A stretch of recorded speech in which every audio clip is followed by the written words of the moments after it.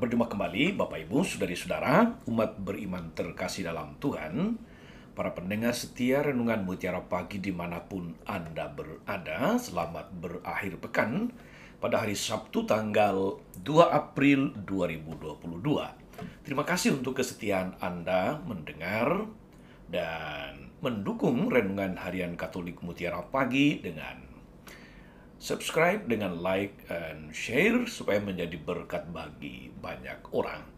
Hari ini saya, Romo Agus Cesar, mengajak saudari-saudara merenungkan Injil Yohanes bab 7 ayat 40 sampai 53. Dalam nama Bapa dan Putra dan Roh Kudus. Amin. Sekali peristiwa Yesus mengajar di Yerusalem. Beberapa di antara orang banyak yang mendengarkan perkataan Yesus berkata, "Dia ini benar-benar nabi yang akan datang." Yang lain lagi berkata, "Ia ini Mesias." Tapi yang lain lagi berkata, "Bukan, Mesias tidak datang dari Galilea. Karena kitab suci mengatakan bahwa Mesias berasal dari keturunan Daud dan dari kampung Betlehem, tempat Daud dahulu tinggal." Maka timbullah pertentangan di antara orang banyak karena Yesus. Beberapa orang di antara mereka mau menangkap dia, tapi tidak ada seorang pun yang berani menyentuhnya. Maka ketika penjaga-penjaga yang ditugaskan imam-imam kepala dan orang-orang Farisi pergi kepada imam-imam kepala, orang Farisi berkata kepada mereka, "Mengapa kamu tidak membawanya?" Jawab penjaga-penjaga itu, "Belum pernah seorang manusia berkata seperti orang itu." Jawab orang Farisi itu kepada mereka, "Adakah kamu juga disesatkan? Adakah seorang di antara pemimpin-pemimpin yang percaya kepadanya? Atau seorang di antara orang-orang Farisi?" Orang banyak itu tidak mengenal hukum Taurat, terkutuklah mereka. Nikodemus, seorang dari mereka yang dahulu telah datang kepada Yesus, berkata kepada mereka, "Apakah hukum Taurat kita menghukum seseorang sebelum ia didengar? Dan sebelum orang mengetahui apa yang telah dibuatnya?" Jawab mereka, "Apakah engkau juga orang Galilea? Selidikilah kitab suci, dan engkau akan tahu bahwa tidak ada nabi yang datang dari Galilea." Lalu mereka pulang masing-masing ke rumahnya. Demikianlah sabda Tuhan. Bapak Ibu Saudari-saudara umat beriman terkasih dalam Tuhan. Pro kontra dalam hidup ini biasa. Kita temukan dalam banyak pengalaman. Ketika Mbak Rara, seorang pawang hujan, ambil bagian dan menjadi viral dalam perhelatan MotoGP di Mandalika, Lombok, pro kontra muncul. Tidak sedikit orang beragama, tokoh-tokoh agama juga ambil bagian dalam pro kontra itu. Mereka menilai, mereka berkomentar berdasarkan sudut pandang agamanya masing-masing. Dan tentu tidak sedikit yang menyudutkan Mbak Rara justru dari sudut pandang imannya. Saya paham, saudari-saudara, kalau misalnya Rara itu seorang Kristen, maka para pendeta layak dan pantas untuk mengomentarinya, untuk menilai. Kalau Rara itu seorang Muslim, pantas para ustadz, para kiai mengomentarinya, menilainya. Atau kalau Rara itu seorang Katolik, pantas para pastor atau orang-orang Katolik mengomentarinya. Tapi akan menjadi tanda tanya kalau Rara itu ternyata penganut kejawen misalnya, dan yang mengomentari adalah orang yang beragama resmi. Betapa tidak akan pernah nyambung. Mengomentari, menilai seseorang berdasarkan sudut pandang kita tanpa mengetahui siapa dia, tanpa mendengarkan dia dulu. Atau pro kontra yang saat ini masih sangat hangat dan viral tentang Dr. Terawan. Ikatan Dokter Indonesia memecat secara permanen Dr. Terawan karena dianggap melanggar kode etik kedokteran. Padahal ada ribuan, bahkan puluhan ribu orang sudah tertolong oleh Dokter Terawan melalui metode DSA yang diinisiasi dan dipraktekkan oleh Dokter Terawan. Dan belum pernah kedengaran ada korban dari praktek ini. Tetapi itulah, pro kontra selalu ada. Bagi mereka yang memuja kode etik, peraturan, ketentuan, dan sebagainya, pasti akan menilai dan kontra terhadap apa yang dilakukan Dokter Terawan. Bagi mereka yang sudah merasakan manfaat dari metode medis yang dilakukan oleh Dokter Terawan, semua akan pro. Itu yang kita saksikan hari-hari ini, saudari-saudara.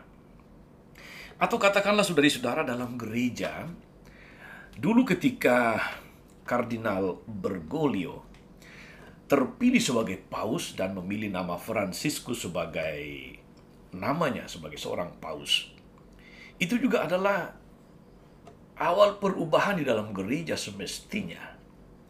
Karena paus ini menampilkan wajah gereja yang lebih akrab, lebih terbuka, dan tentu manusiawi. Dan ada dalam setiap perubahan selalu akan memunculkan sikap pro dan kontra.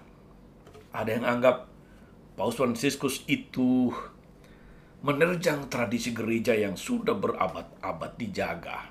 Namun demikian, saudari-saudara, Paus Fransiskus tetap pada pendiriannya bahwa gereja memerlukan pembaharuan terus-menerus. Sebenarnya, saudari-saudara, sejak Konsili Vatikan kedua itu ditutup dan menghasilkan begitu banyak dokumen,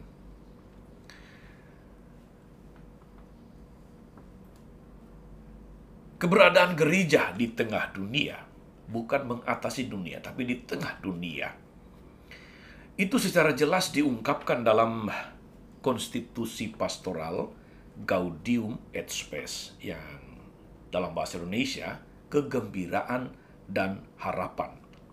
Gereja memang berada di tengah dunia dan bagaikan bahtera mengarungi arus global dunia dengan segala dampaknya, dengan segala efeknya. Gereja tidak boleh dan tidak bisa melepaskan diri dari dunia, karena gereja masih berada di dunia. Saudari-saudara, melawan arus bukan hal yang mudah bagi seorang perenang misalnya. Demikian juga dengan tokoh-tokoh dalam sejarah Israel, dalam sejarah gereja, yang berusaha membuat pembaharuan atau mempertobatkan seseorang. Yeremia misalnya menjadi salah satu contoh nabi pada zamannya, bagaimana dia ditentang karena dia tampil beda. Karena dia tidak mengikuti arus yang ada pada zamannya. Paus Yohanes Paulus II almarhum dan Paus Fransiskus juga tidak jarang ditentang, bukan hanya dari pihak-pihak non-Katolik, bahkan dari pihak internal Katolik sendiri ikut menentang pendapat atau pandangan mereka. Namun kita lihat, saudari-saudara, bagaimana mereka kokoh berdiri mempertahankan semangat pembaharuan yang memang diperlukan oleh gereja. Hari ini kita mendengar Yesus juga boleh dalam arti tertentu, saya katakan sebagai tokoh pembaharu. Apakah pembaharu iman, pembaharu agama, semua masuk. Tetapi terhadap kehadiran Yesus ini muncul pro dan kontra, pertentangan. Dia ditentang utamanya oleh para tokoh agama, orang Farisi dan ahli Taurat, ahli-ahli kitab. Tapi dia sangat didukung oleh rakyat banyak yang sudah melihat ada harapan baru dari kehadiran Yesus.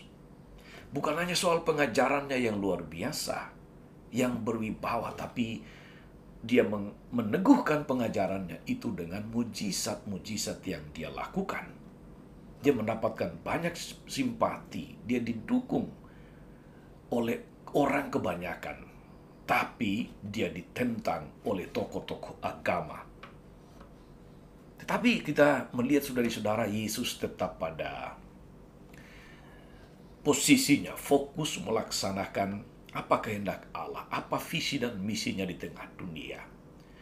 Nikodemus, salah satu dari orang Farisi yang bersimpati kepada Yesus, mencoba menyelami apa pikiran, apa visi dan misi Yesus. Maka malam-malam dia datang bertemu dengan Yesus, dan di sana ia mendapatkan pencerahan bahwa dia harus lahir kembali, lahir baru oleh Yesus.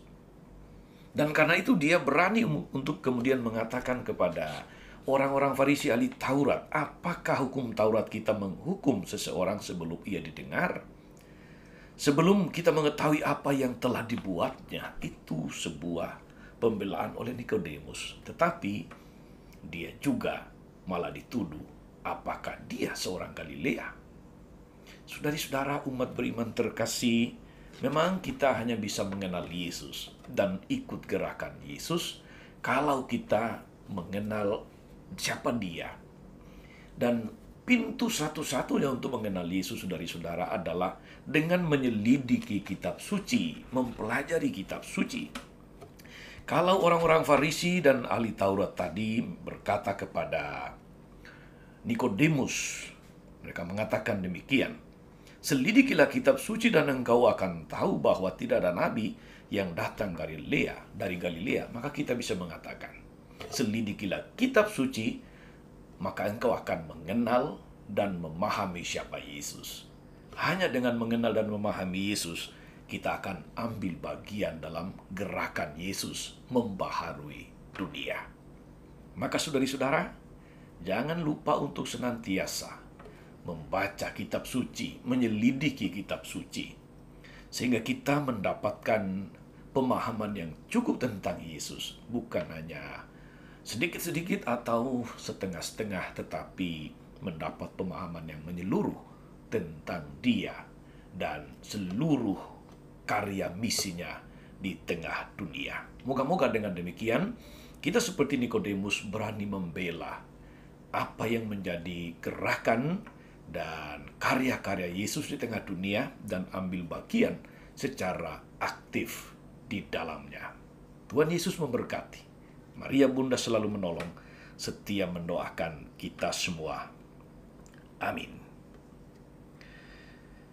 Tuhan Yesus, kami semua orang berdosa. Kami bersyukur karena boleh mengenal-Mu. Dan kuatkan kami selalu agar berani untuk menyelidiki kitab suci, supaya kami semakin mengenal siapa Engkau, mengenal segala karya-Mu, dan ambil bagian secara aktif di dalamnya. Kuatkan kami senantiasa agar kami mampu menimbang dengan bijaksana sebelum kami mendukung atau tidak mendukung seseorang, juga di dalam usaha kami mengikuti Engkau secara konsekuen, Engkau yang hidup kini dan sepanjang masa. Amin.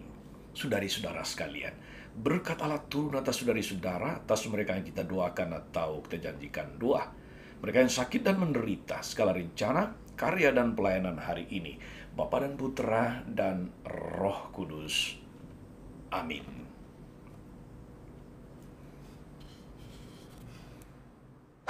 Jangan lupa like, subscribe, nyalakan lonceng notifikasinya. Salam 52, Tuhan memberkati.